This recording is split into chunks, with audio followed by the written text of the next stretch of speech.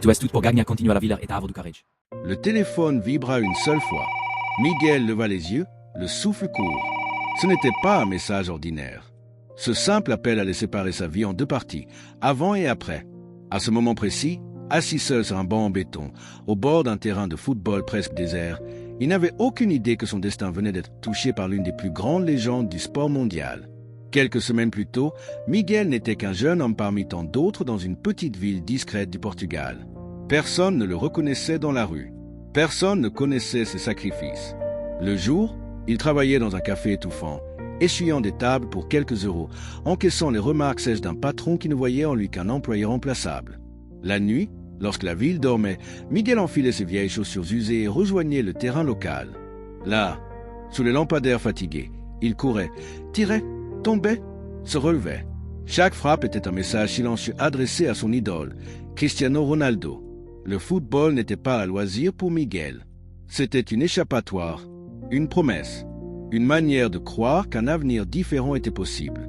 Mais rêver ne paye pas les factures, et encore moins les médicaments. Sa mère, pilier de la famille, voyait sa santé décliner lentement.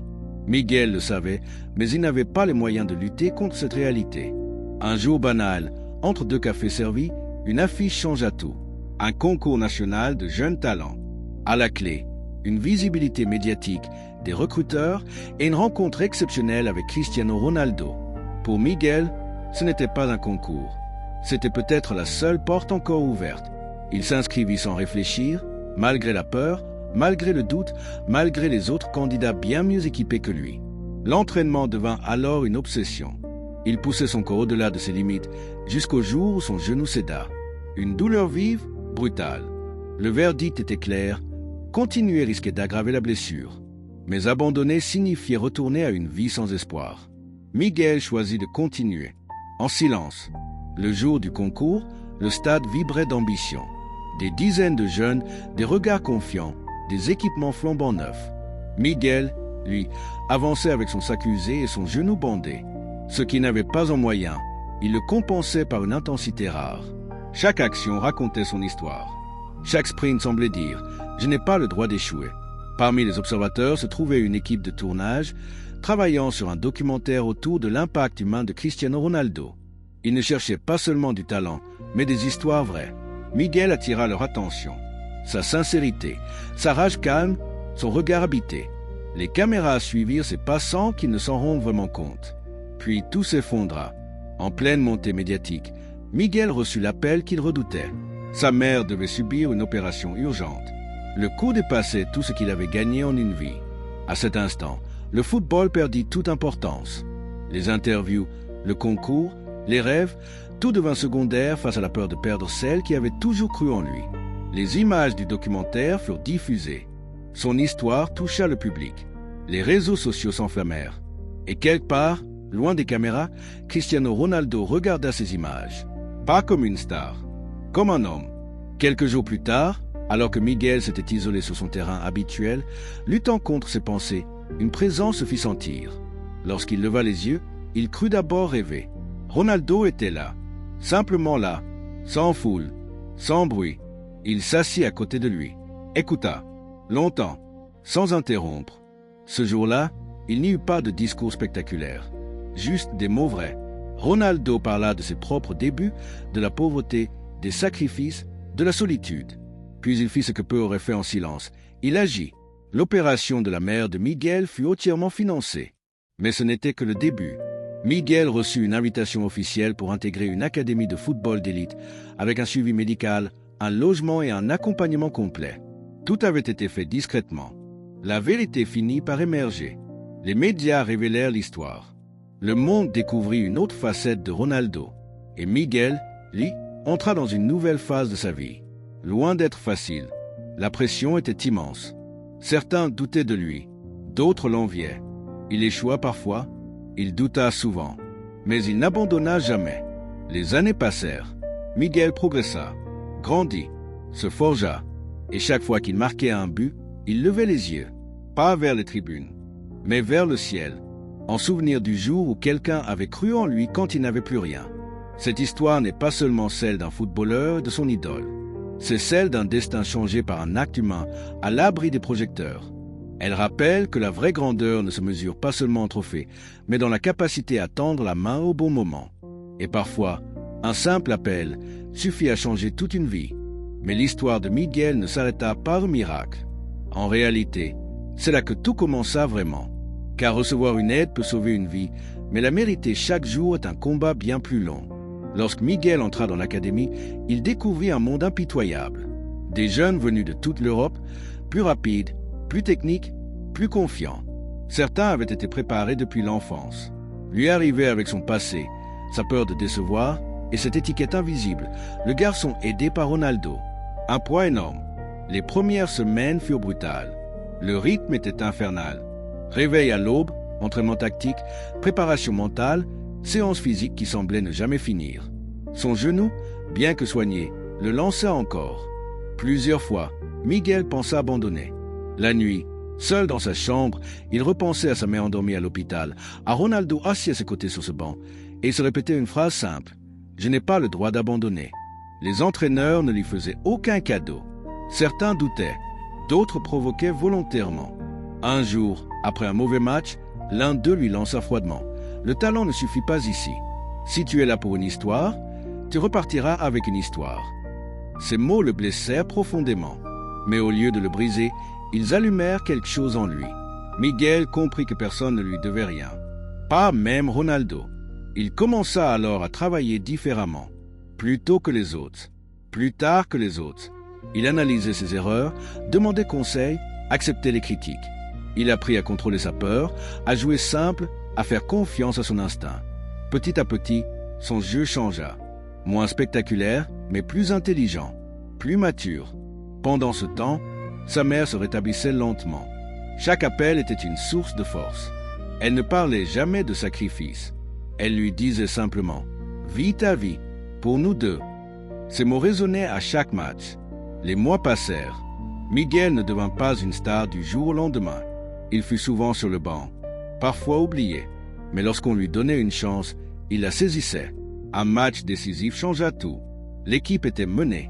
L'entraîneur hésita, puis fit entrer Miguel. À la 87e minute, après une récupération acharnée, Miguel frappa. Un tir imparfait, mais le ballon entra. Silence, puis explosion. Ce but ne fit pas la une des journaux. Mais dans les coulisses, quelque chose bascula. Les regards changèrent. Les mots aussi. Miguel venait de prouver qu'il n'était pas un symbole, mais un joueur. Les années suivantes furent un mélange de haut et de bas. Blessures mineures, doutes, sélection ratée. Mais aussi première convocation, premier contrat, premier but devant de vraies foules. À chaque étape, Miguel gardait la même humilité. Il se souvenait trop bien d'où il venait. Un jour, lors d'un événement caritatif, il recroisa Ronaldo, plus âgé, toujours impressionnant. Ils échangèrent peu de mots. Ronaldo sourit simplement et lui dit « Tu as fait le plus dur toi-même ». Miguel comprit alors une vérité essentielle. L'aide ouvre une porte, mais c'est le courage qui fait le chemin. Lorsque l'histoire complète fut racontée, bien plus tard, elle inspira des milliers de jeunes. Non pas parce qu'un grand joueur avait aidé un inconnu, mais parce que cet inconnu avait refusé de rester une victime de son destin. Miguel n'était plus seulement un ancien fan. Il était devenu un exemple. Aujourd'hui encore, lorsqu'on lui demande ce qu'il a appris, Miguel répond toujours la même chose. Les miracles existent, mais il choisit ceux qui continuent de se battre quand tout semble perdu. Et quelque part, dans un stade, un enfant regarde le terrain la nuit, rêvant à son tour, sans savoir que tout peut commencer ainsi. Mais même après ses premiers succès, Miguel découvrit une vérité que peu de gens racontent. Le plus difficile n'est pas de sortir de l'ombre, c'est d'y rester loin. La reconnaissance attire autant l'espoir que la jalousie. Certains coéquipiers commencèrent à murmurer. On disait qu'il avait été favorisé, que sans Ronaldo, il ne serait rien. Ces mots, glissés dans les vestiaires, faisaient plus mal que n'importe quelle blessure physique. Miguel souriait en public, mais intérieurement, le doute revenait, sournois, tenace. Il se mit à jouer avec une pression constante. Chaque ballon perdu devenait une preuve contre lui. Chaque match moyen semblait confirmer les critiques. Une spirale dangereuse s'installa. Lors d'un match important, il passa complètement à côté. Les réseaux sociaux furent impitoyables. Le protégé de Ronaldo surcoté. Une belle histoire, mais pas un grand joueur. Miguel passa une nuit entière sans dormir, seul, assis sur le sol de son appartement, se demandant s'il n'avait pas déjà atteint sa limite. C'est à ce moment-là qu'il comprit que son combat n'était plus seulement sur le terrain, mais dans sa tête. Il commença un travail mental intense. Méditation, visualisation, discipline stricte. Il apprit à accepter l'échec sans s'identifier, à jouer pour l'amour du jeu, pas pour prouver quelque chose au monde. Peu à peu, cette transformation intérieure se refléta dans son jeu. Plus calme, plus lucide, plus libre. Un tournant majeur arriva lorsqu'il fut prêté à un club plus modeste. Pour beaucoup, cela ressemblait à un recul. Pour Miguel, ce fut une renaissance. Là-bas, personne ne parlait de Ronaldo. Personne ne se souciait de son histoire. On voulait juste qu'il se batte, qu'il donne tout. Et il le fit, match après match, sous la pluie, dans des stades presque vides, sans caméra, sans gloire, mais avec une détermination nouvelle. C'est dans ce silence médiatique que Miguel devint vraiment fort. Il prit des responsabilités, encouragea les plus jeunes, accepta les coups, marqua des buts décisifs. Le public local commença à scander son nom, non pas parce qu'il était une légende, mais parce qu'il était des leurs. Authentique, combatif, humain. Pendant ce temps, sa mère, désormais en meilleure santé, venait parfois le voir jouer. Elle restait discrète dans les tribunes. Miguel savait qu'elle le regardait non comme un joueur, mais comme un fils qui avait tenu bon. Cette présence silencieuse valait plus que tous les trophées. Les années passèrent. Miguel n'est pas devenu une superstar mondiale. Pas de ballon d'or. Pas de publicité géante. Mais il bâtit une carrière solide, respectée. Et surtout, une vie stable. Il n'oublia jamais d'où il venait. Une partie de ses revenus servait à aider de jeunes talents défavorisés, anonymement. Il ne voulait pas qu'on parle de lui. Il voulait simplement reproduire ce qu'il avait reçu, une chance. Un jour, lors d'une interview, un journaliste lui demanda directement si Ronaldo n'était jamais intervenu. Où seriez-vous aujourd'hui? Miguel réfléchit longtemps avant de répondre. Puis il dit calmement, peut-être ailleurs, peut-être nulle part, mais ce qui compte, ce n'est pas où j'aurai fini. C'est ce que j'ai fait quand quelqu'un m'a tendu la main. Cette phrase fit le tour des réseaux. Elle toucha des milliers de personnes bien au-delà du football. Des parents, des jeunes perdus, des gens en difficulté. L'histoire de Miguel n'était plus seulement celle d'un fan aidé par une idole. C'était celle d'un homme qui avait appris que la vraie réussite, ce n'est pas d'arriver en haut, mais de ne pas oublier les autres montants. Aujourd'hui encore, dans cette petite ville du Portugal, un terrain de football porte un nouveau nom. Pas celui de Ronaldo, pas celui d'une star internationale, mais celui de Miguel. Un symbole discret, presque modeste, comme lui.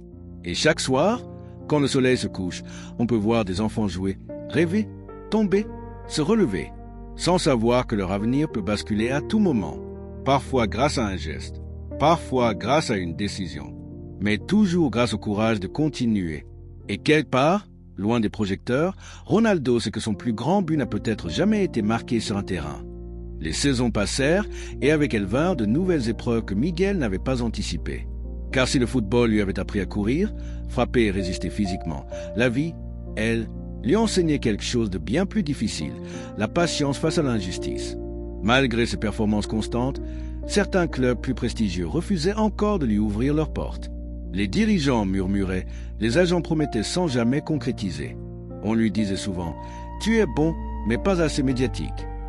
Cette phrase, anodine en apparence, le frappa plus fort que n'importe quel tacle. Il comprit alors que le football moderne ne récompensait pas uniquement le talent, mais aussi l'image, le récit, le bruit. Lui, qui avait été projeté sous les projecteurs par une histoire virale, se retrouvait paradoxalement prisonnier de cette même histoire. Certains ne voyaient en lui qu'un symbole, pas un joueur complet. Et chaque fois qu'il doutait, il repensait à cette nuit sur le banc, à Ronaldo assis à ses côtés, lui rappelant que la valeur d'un homme ne dépend jamais du regard des autres. Miguel traversa ensuite une période sombre. Une série de blessures musculaires l'éloigna des terrains pendant de longs mois. Le silence du vestiaire, l'odeur de la pelouse mouillée qui ne pouvait plus fouler, les matchs qu'il regardait depuis les tribunes, tout cela réveilla ses anciennes peurs. Et si tout s'arrêtait là? Et si cette chance unique avait été gaspillée? Il passa des heures en rééducation, parfois jusqu'à l'épuisement, parfois jusqu'aux larmes. Mais il ne céda jamais. Chaque douleur était un rappel. Il avait déjà survécu à pire. Durant cette période, il commença à écrire. Pas pour publier, pas pour être lu, mais pour se souvenir. Il couchait sur le papier ses pensées, ses peurs, ses regrets, ses espoirs. Il écrivit sur la pauvreté, sur la honte de ne pas pouvoir aider sa mère autrefois, sur la colère qu'il avait ressentie envers le monde. Et peu à peu, ces mots devinrent une force. Il l'aidait à comprendre que sa vie avait un sens au-delà du football, que même si tout s'arrêtait demain, son parcours resterait une preuve vivante que l'on peut venir de rien et avancer sans trahir ses valeurs. Quand il revint enfin sur les terrains, il n'était plus le même. Moins rapide peut-être, mais plus intelligent. Il lisait le jeu avec maturité. Il parlait davantage aux jeunes joueurs. Il devenait un leader silencieux. Son entraîneur lui confia même le brassard de capitaine lors d'un match décisif. Ce soir-là, Miguel ne marqua pas, mais il courut pour deux. Il bloqua, il encouragea, et son équipe gagna. Le public scanda son nom comme jamais auparavant. Cette reconnaissance tardive n'était pas bruyante, mais elle était sincère. Miguel commença à recevoir des messages de jeunes fans, de familles modestes, de garçons et de filles qui se reconnaissaient en lui. Il répondait à tous quand il le pouvait. Il ne promettait jamais la réussite, seulement l'effort, seulement la dignité. Un jour, lors d'un événement caritatif discret, il recroisa Ronaldo. Les années avaient passé. Les cheveux étaient un peu plus courts, les regards plus profonds. Ils échangèrent peu de mots. Pas besoin. Un simple regard suffisait.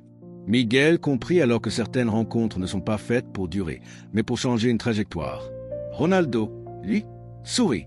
Il savait qu'il n'avait pas créé un champion. Il avait aidé à révéler un homme. Plus tard, bien après sa retraite sportive, Miguel retourna dans sa ville natale. Le café où il travaillait autrefois existait encore. Le patron aussi. Ils se serrèrent la main. Sans rancune, sans revanche. Miguel acheta le terrain voisin et y fit construire un centre sportif accessible gratuitement aux enfants défavorisés. Aucun logo géant, aucun slogan, juste un lieu, un vrai.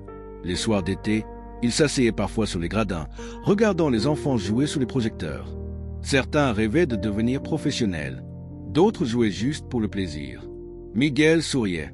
Il savait désormais que tous les rêves ne se réalisent pas de la même manière, mais que chacun mérite au moins une chance d'essayer. Et si l'on demandait aujourd'hui si Ronaldo a réellement aidé un fan en difficulté, la réponse serait simple. Oui, mais la vérité surprenante, celle que peu racontent, c'est que ce geste n'a pas seulement sauvé une carrière ou une vie. Il a créé une chaîne invisible de courage, de transmission et d'espoir. Une preuve silencieuse que parfois, un simple acte de bonté peut résonner bien au-delà de ce que l'on imagine. Et dans le calme de cette petite ville, loin des stades mythiques et des foules immenses, le football continuait de rouler sur l'herbe. Comme un rappel éternel que la plus belle victoire n'est pas toujours celle que l'on applaudit, mais celle que l'on transmet. Au fond, l'histoire de Miguel n'est pas celle d'un miracle tombé du ciel, ni celle d'un simple geste de célébrité. C'est l'histoire d'un choix. Le choix de ne pas abandonner quand tout semblait perdu. Le choix de se lever chaque jour malgré la peur, la fatigue, l'injustice et le doute. Ronaldo n'a pas offert le succès à Miguel. Il lui a offert une porte entr'ouverte. Et Miguel, lui, a eu le courage de la franchir, même en tremblant. Cette histoire nous rappelle une vérité que l'on oublie trop souvent. Derrière chaque destin qui change, il y a des nuits silencieuses, des combats invisibles et des sacrifices que personne n'applaudit. La vraie grandeur ne se mesure pas au nombre de trophées, mais à la capacité de tendre la main sans attendre de reconnaissance et à celle de la saisir sans jamais oublier d'où l'on vient. Miguel n'est peut-être pas devenu une légende mondiale, mais il est devenu quelque chose de plus rare encore. Un homme qui inspire sans écraser, qui réussit sans trahir et qui transmet sans se glorifier.